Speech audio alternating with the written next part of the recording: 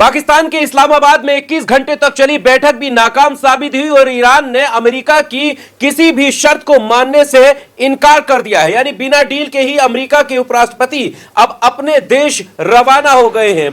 बड़े बेआबरू होकर तेरे कूचे से हम निकले, इस तरह के हालात अमेरिका के उपराष्ट्रपति के हो गए हैं। डीलों में किस तरह की बात हुई है, किस तरह के सैंक्शन की बात ईरान ने की और अमेरिका ईरान से क्या चाहता था, किस तरह की शर्तें अमेरिका ने रखी थी, इस पर हम विस्तार से आपको बताएंगे। लेकिन उससे पहले एक बात यह कर देते हैं कि अमेरिका यह सोच रहा था कि शायद इतने लंबी लड़ाई के बाद, इस युद्ध के बाद अब जो युद्ध विराम आया है उस पर ईरान कुछ नरम रवैया अपनाएगा और अमेरिका की शर्तों को कबूल करेगा। लेकिन किसी भी शर्त को ईरान ने मानने से इनकार कर दिया है और यह बात बताई है खुद अमेरिका के उपराष्ट्रपति जेडी वेंस ने। यानी 21 घंटों तक चली बैठक के बाद भी इस बैठक का कोई भी नतीजा नहीं निकला था। इस्लामाबाद टॉक्स के नाम से इसका नाम दिया गया था, लेकिन इस बातचीत का कोई भी हल नहीं निकला है और बिना इस हल के ही दोनों देशों के प्रतिनिधिमंडल अपने देश लौट गए हैं। और उपराष्ट्रपति जो अमेरिका के थे वेंस, उन्होंने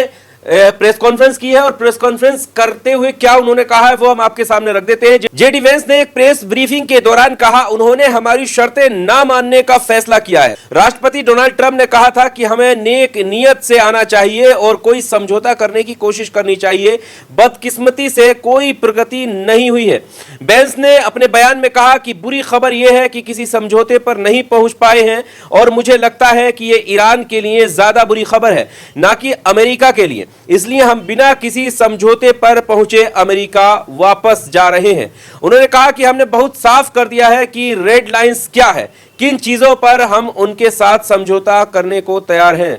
जब अमेरिका के उपराष्ट्रपति से यह पूछा गया कि आपने किस तरह की मांगे रखी थी, आप क्या चाहते हैं, किन शर्तों को मनवाना चाहते हैं ईरान से, तो उन्होंने कहा कि हमने बहुत हद तक साफ कर दिया है कि रेड लाइंस क्या है, किन चीजों पर हम उनके साथ समझौता करने को तैयार हैं और किन चीजों पर नहीं। हमने इसे जितना हो सके उतना साफ कर दिया है, लेकिन उन्होंने हमारी शर्तें मानने से इनकार कर दिया है, ये बात कह रहे हैं। और आपको बता दें कि इनमें से ये जो अमेरिका चाहता है वो शर्तें क्या हैं और ईरान जो चाहता है वो शर्तें क्या है, जल्दी से आपके सामने ये रख देते हैं। दरअसल अमेरिका की सबसे पहली शर्त जो है वो ये है कि ईरान किसी भी तरह के न्यूक्लियर हथियार ना बनाए, ना किसी तरह की ऐसी चीज बनाए जिससे न्यूक्लियर हथियार बनाने में मदद मिल सके। यानी न्यूक्लियर प्रोजेक्ट पर किसी भी तरह का काम ईरान नहीं करे, यह भरोसा उसे दिलाए। सबसे पहली शर्त यही है। दूसरी शर्त यह है कि स्ट्रेट्स ऑफ हॉर्मुज को खोल दिया जाए और किसी टैक्स के, हम किसी भी तरह का टैक्स देने के लिए तैयार नहीं है। इसके आगे अमेरिका के उपराष्ट्रपति ने कुछ भी साफ नहीं कहा, लेकिन प्रमुख तौर से न्यूक्लियर की बात जरूर की है। लेकिन अगर हम ईरान की बात करें कि ईरान किस तरह का समझौता चाहता है, तो उनके कुछ इस तरह 10 पॉइंट हैं। हम पॉइंट वाइज आपको समझाते हैं। आपकी स्क्रीन पर यह रहा पहला पॉइंट। वो चाहते हैं कि कोई हमला ना किया जाए, अमेरिका आक्रामकता ना दिखाए। यानी अमेरिका ने जिस तरह से बमबारी की है, अमेरिका जिस तरह से बार बार बमबारी करता रहा है, हालांकि उनके सुप्रीम लीडर को मार दिया गया है, इसके अलावा इससे पहले भी कई हमले अमेरिका ने किए हैं और सिर्फ इस बुनियाद पर कि आखिर क्यों ईरान जो है वो न्यूक्लियर पावर बनाना चाहता है, उसे रोकना चाहते हैं। इसके अलावा यूएन में भी अलग अलग तरह के सैंक्शन ईरान पर अमेरिका ने लगाए और बार बार अमेरिका को यह दिक्कत है कि वो नहीं बनने देना चाहता कि ईरान न्यूक्लियर पावर बने। यही सबसे बड़ी वजह है इस लड़ाई की, क्योंकि अगर ईरान के पास न्यूक्लियर पावर आ जाएगा तो ईरान मजबूत देश हो जाएगा। जिस तरह से जो मिडिल ईस्ट के और देश हैं, सऊदी अरब है, ओमान है, कतर है, बहरीन है, ये सारे ऐसे देश हैं जिनके पास अमेरिका का संरक्षण प्राप्त है। यानी अमेरिका इनकी सुरक्षा का भरोसा दिलाता है और इसीलिए इन सब देशों पर, जो आपने सुना था कि इस लड़ाई की शुरुआत में ही ईरान ने जगह जगह जो हमले किए थे, वो यही किए थे क्योंकि अमेरिका के आर्मी बेस यहां पर मौजूद है और वो आर्मी बेस सिर्फ इसलिए बनाए गए हैं ताकि अमेरिका उनको सुरक्षा प्रदान कर सके।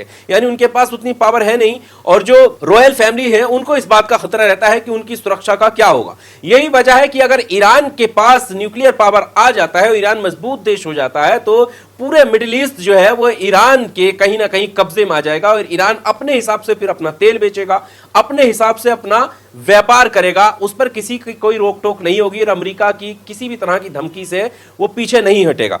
वही दूसरा जो पॉइंट है ईरान का वो ये है कि हॉर्मुज पर ईरान का नियंत्रण बना रहेगा। स्ट्रेट्स ऑफ हॉर्मुज जहां से व्यापार की एक मुख्य मुख्य रास्ता है वो। पूरा एशिया का व्यापार वहीं से होता है। मिडिल ईस्ट से जितना तेल आता है ज्यादातर उसी रास्ते से निकलता है। तो उस रास्ते पर ईरान अपना अधिकार चाहता है। ईरान को यूरेनियम संवर्धन करने का अधिकार है। ये जो बात है तीसरे पॉइंट में, इसी को हम कहते हैं न्यूक्लियर पावर प्रोजेक्ट, यानी न्यूक्लियर बनाने के लिए जिन चीजों की जरूरत है, जिन संसाधनों की जरूरत है, उस पर ईरान काम करता रहेगा और वो अपने आप को न्यूक्लियर पावर बनाएगा। इस पर किसी का कोई ऐतराज नहीं होना चाहिए। यह तीसरा पॉइंट है। ईरान पर लगे सभी प्रतिबंध हटाए अमेरिका ने जितने भी प्रतिबंध ईरान के ऊपर लगाए हैं उनकी मांग है कि वो हटाए। और आपको बता दें, शुरुआत में हमने बताया कि ईरान ने अलग अलग तरह के सैंक्शन लगाए हैं, प्रतिबंध लगाए हैं ईरान के ऊपर। यूएन ईरान के खिलाफ अपने प्रस्ताव वापस ले। यूएन में जो प्रस्ताव ईरान के खिलाफ गए हुए हैं उसको वापस लेने की मांग की गई है। छठे पॉइंट में सभी द्वितीय प्रतिबंधों से ईरान को मुक्त किया जाए। सातवां पॉइंट है अंतरराष्ट्रीय परमाणु ऊर्जा एजेंसी IAEA के प्रस्ताव खारिज हो। यही वो एजेंसी है जो जाकर चेक करती है कि आखिर किसी देश में क्या चल रहा है, मतलब किसी तरह का कोई ऐसा हथियार तो नहीं बन रहा है, कोई अलग से कोई प्रोजेक्ट पे काम तो नहीं हो रहा है। और आपको बताते हैं कि यही IAEA एजेंसी जो है वो ईरान में कई बार जा चुकी है, बाकायदा चेक भी हुए हैं और बताया भी है कि कितने % काम ईरान का न्यूक्लियर पावर पे हो गया है, ये भी बताया था इसने आके। और उसके बाद कई बार इनमें इख्तलाफ हुए हैं और उसके बाद फिर भी ईरान ने न्यूक्लियर पावर पर काम करना बंद नहीं किया। बमबारी के बाद भी कई बार अमेरिका ने दावा किया कि ईरान के जितने न्यूक्लियर पावर बनने की जो जगहें थी उनको हमने नष्ट कर दिया, लेकिन उसके बावजूद भी ईरान ने अपनी चीजें बचाकर रखी और ईरान लगातार इस पर काम कर रहा है। युद्ध में हुए नुकसान की भरपाई हो। जो अभी युद्ध हुआ है उसमें जितना नुकसान हुआ है उसकी भरपाई करने की मांग है। अमेरिका अपने सभी सैनिक इस क्षेत्र से वापस ले। अमेरिका ने जो अपने सैनिक लगा रखे हैं उनको वापस हटाए जाने की मांग है और लेबनान और दूसरे मोर्चों पर तुरंत हमले रोके जाएं। हालांकि अभी की भी खबर यह है कि सीज फायर होने के बाद भी लेबनान पर बमबारी की गई है, इस पर रोक लगाने की मांग भी ईरान की है। तो ये मुख्य मांगे हैं, लेकिन इसमें से 2 मांगे बहुत इंपॉर्टेंट हैं जिसने अमेरिका की नाक में दम कर रख दिया है और उस पर अमेरिका तैयार नहीं है। वो सबसे पहली मांग है कि हम न्यूक्लियर पावर हम बनाएंगे, आपको कोई दिक्कत नहीं होनी चाहिए, और दूसरी ये कि स्ट्रेट ऑफ हॉर्मुज पर हमारा कब्जा रहेगा। बहरहाल इस डील में 21 घंटे की बैठक के बाद भी पाकिस्तान के इस्लामाबाद में किसी तरह का कोई नतीजा नहीं निकला और बड़े बेआबरू होकर तेरे कूचे से हम निकले, इस तरह की चीजें दिखती हुई नजर आई और पाकिस्तान छोड़ करके अमेरिका के उपराष्ट्रपति वेंस को जाना पड़ा और ईरान किसी भी तरह की शर्त मानने के लिए तैयार नहीं है। अब देखना यह होगा कि आगे अब इसमें क्या कुछ होने वाला है। यहां से कुछ लग रहा था कि हो सकता है किसी तरह की कोई डील हो, कोई वार्तालाप हो, किसी तरह की कोई मसले का हल निकले, लेकिन एकदम इस पूरे डील से कोई भी अर्थ नहीं निकला है और ऐसे ही दोनों देशों के प्रतिनिधिमंडल को वापस जाना पड़ा है।